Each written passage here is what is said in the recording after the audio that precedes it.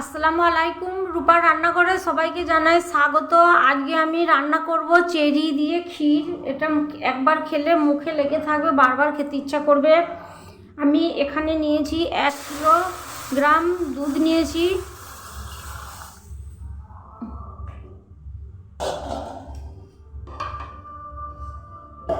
দুধের মধ্যে দিয়ে দিচ্ছি একটা তেজপাতা আর 2টো ছোট এলাচ। দুধটাকে আমি ফুটতে দেবো।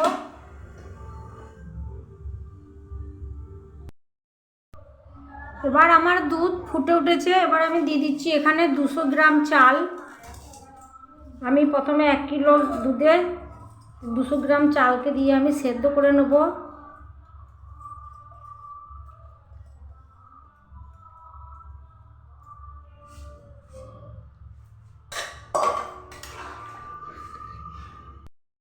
আমার চালটা সেদ্ধ হয়ে গেছে। এই অবস্থায় আমি আরও 1 কিলো দুধ যোগ করছি।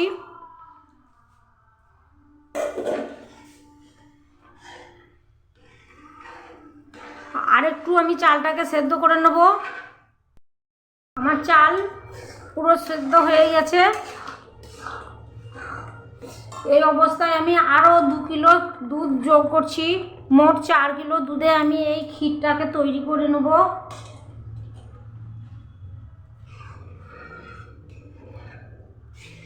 এবার দিয়ে দিচ্ছি কাজু, সামান্য একটু চিনি।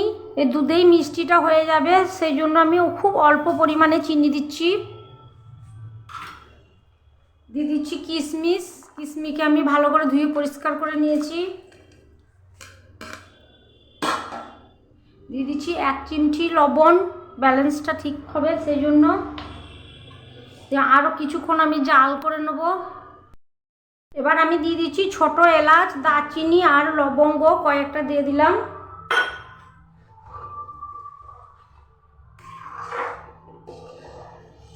ভালো করে নেড়ে চেড়ে এবার আমি গ্যাসটা বন্ধ করে পায়েসটাকে ঠান্ডা করে নেব। এবার আমার পায়েস আমি ঠান্ডা করে নিয়েছি। এ দেখুন আঙুল ডুবার মতো আঙুল ডুবাতে পারছি। এইভাবে ডুবিয়ে দেখে নেবেন।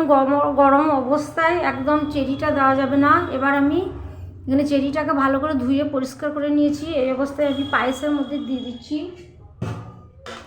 ভালো করে নেড়ে চেড়ে তৈরি করে নেব।